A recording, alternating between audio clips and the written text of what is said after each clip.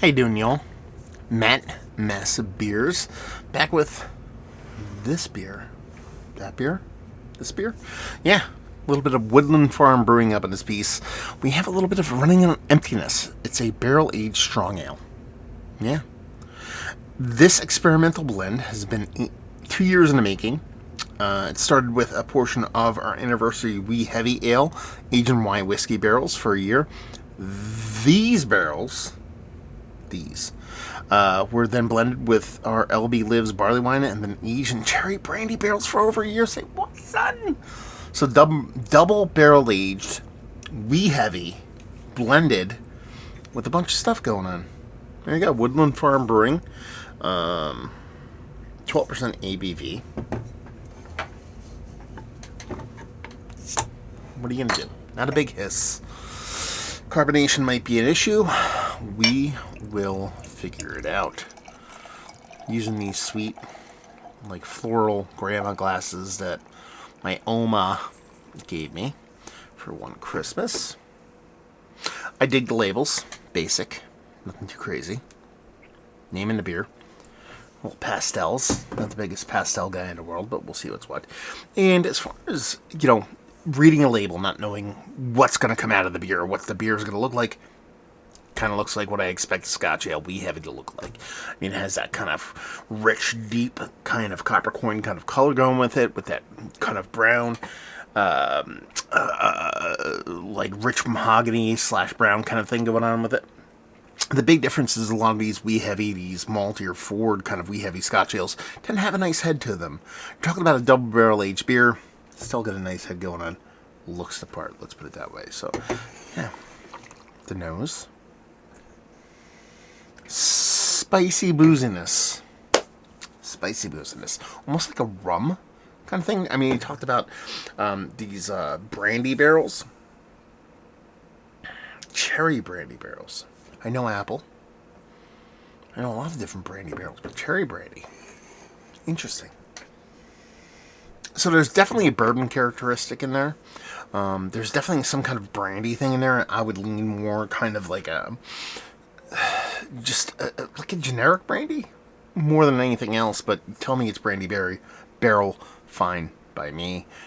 The beer's a little bit lost here. It's more spirit than anything else. I'm getting a decent amount of bourbon. I'm getting this brandy kind of generic thing. Not generic in a negative way. This spirit is big and bold and rich and all that kind of fun stuff. But I don't get like a Scotch ale, like a Wee Heavy kind of vibe. I get more just malt forwardness, which it could be leaning in that non-peaty kind of portion of the show, which is kind of like just a better term, Scottish barley wine, I guess you would say. Kind of makes sense. Kind of comes off that way. It smells good and malty. Whiskey forward. Might be hot, but might also be a little bit sweet. Let's dive in. Cheers.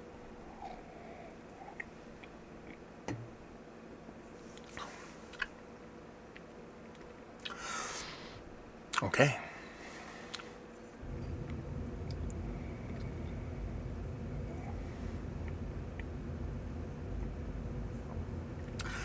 It's hot on a couple different levels. It's hot from the barrel. It's hot from the beer. I think there's like this acetone kind of like paint thinner kind of thing going on. That's the way the kind of heat comes off from the alcohol portion of the show, and the beer and the spirit. And the way they combine it comes off just a little bit too aggressive for me. It's not like a hot, like a heat from something that's like, it's hitting the back of your throat and it's kind of like super strong. You're not sure what, like, if it's just a little bit too kind of hair on fire kind of thing. It's more of just that kind of, it's not medicinal, but it's more of that kind of acetone kind of way. Sometimes kind of like high ABV beers can kind of come off. At least ones that are a little bit kind of like newer or not as aged, having that kind of time kind of temper that hotness. That cherry thing, a cherry brandy, is like omnipresent here. On a nose, I was like, whatever, cherry brandy. No, in the taste, it's almost cherry brandy to the point where it's like Luden's cough drop kind of cherry. That's kind of how it comes off to me. And you've had Luden's cough drops before. Hopefully you have. If you hadn't, if you've never had Luden's before, they're not even cough drops. They're kind of just like candy for people that think they're sick. They come in like a cardboard box, or at least they used to. I haven't seen them in years. They made a lemon version, a cherry version, and I think that's it. And they were just like sucking candies that had this like big lemon and cherry flavor. So think like Robitussin-y, but not that aggressive. That's the way the cherry kind of comes off in this.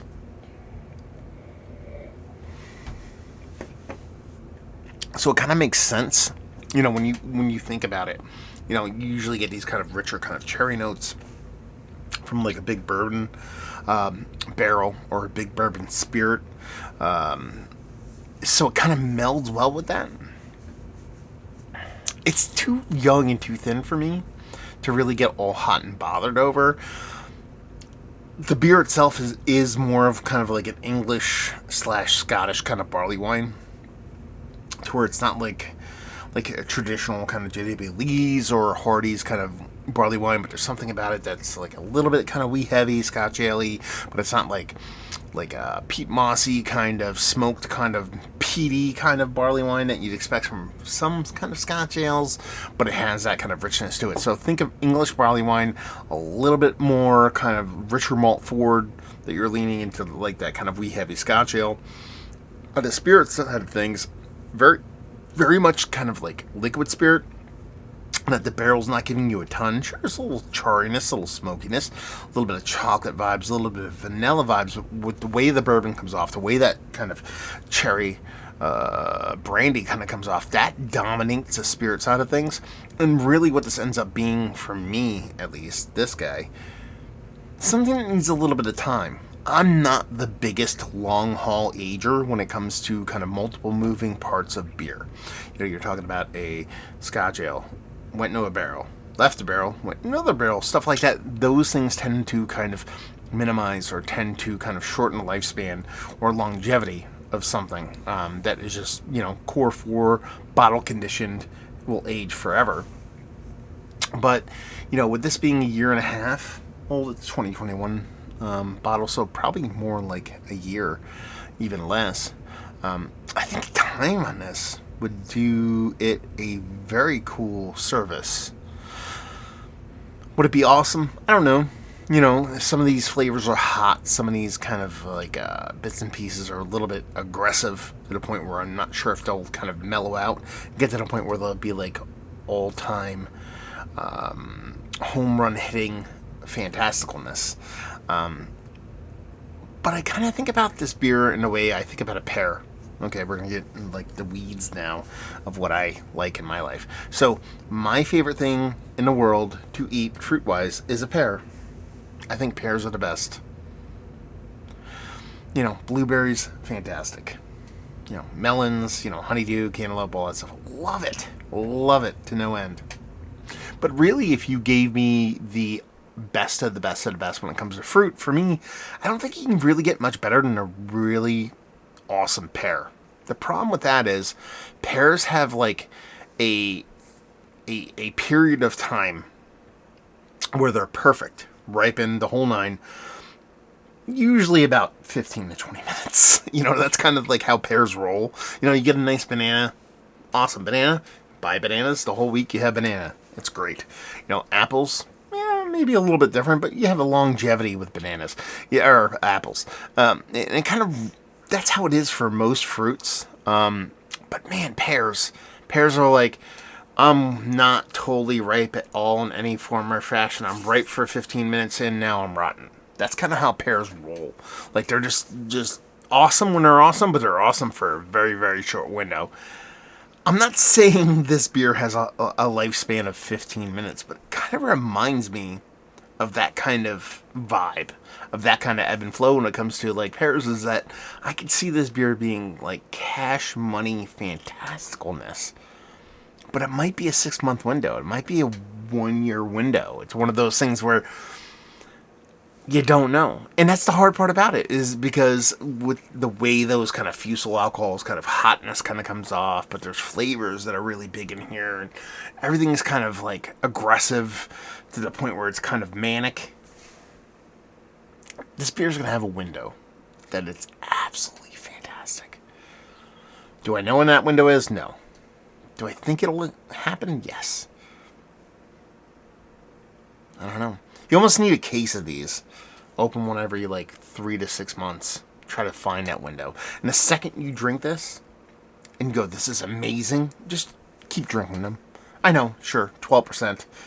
Barrel-aged, double barrel-aged Scotch ale. It's not something you really want to crack all the time, but that's kind of where this one lies for me. At least this guy, personally. So, yeah, there you go. Fun beer, though. To have this conversation about Scotch ale that has a window and all those kind of things. I think that's what beer is kind of all about. So, there you go. Thank you very much, Woodland, for sending this off. To get on the barrel-aged stuff. Everybody's, well, not everybody, but a lot of people are like, man, you didn't drink and now you're doing all barrel-aged beer. Well, that's what I have right now. So, yeah. Who am I to poo-poo over all barrel-aged, all lagers, all everything in between. So, yeah. Is it one of the better barrel-aged beers I've had as of late? No. It's not one of the worst, but it's not Mount Rushmore status. And just say, let's talk about Woodland. What do you all know about this brewery? Have you had this beer more specifically lately? Let me know if you've had this and how you thought it kind of played for you. Have you had a bunch of their beers, more specifically the barrel-aged stuff, because that's what they've actually sent to me. Let's have that conversation down there. And a lot of fun stuff. So, there you go. Review in the books. Hopefully you guys enjoyed. Hopefully enjoying a little bit of... Hopefully you're enjoying a pair right now, actually. Hope to see you next time. Cheers, though.